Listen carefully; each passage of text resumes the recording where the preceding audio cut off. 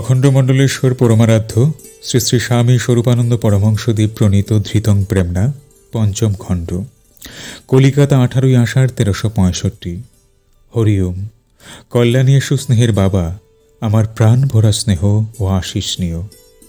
গ্রামে গ্রামে ঘরে ঘরে আমাকে নিতে চাহিয়াছ, কিন্তু আমি যে আমার বাণী রূপে আগেই সর্বত্র পৌঁছিয়া থাকিতে চাহি, ইহা কি তোমাদের খেয়ালে আসিতেছে না? আমি যে হরিওম কীর্তনের সঙ্গে সঙ্গে পল্লী নগর প্রান্তর পরিক্রমা করিতে থাকি, তাহা কি তোমাদের প্রত্যয়ে আসে নাই?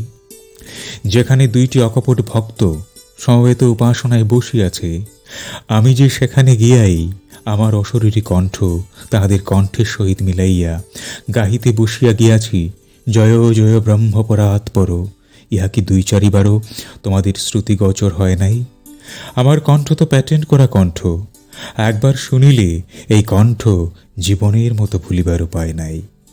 নাই এই কণ্ঠে জড়তা, নাই এই কণ্ঠে দুর্বলতা, নাই এই কণ্ঠে অস্পষ্টতা।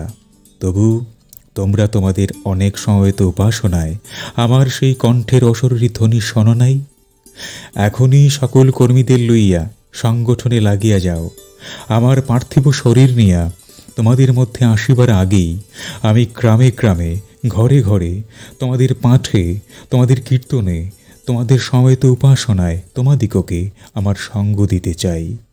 এই কাজ উপযুক্তভাবে সমাপনের পরে আমাকে পত্র দিয়া জিজ্ঞাসা করিও যে তোমাদের অঞ্চলের জন্য কবে আমি ভ্রমণ তালিকা তৈরি করিব।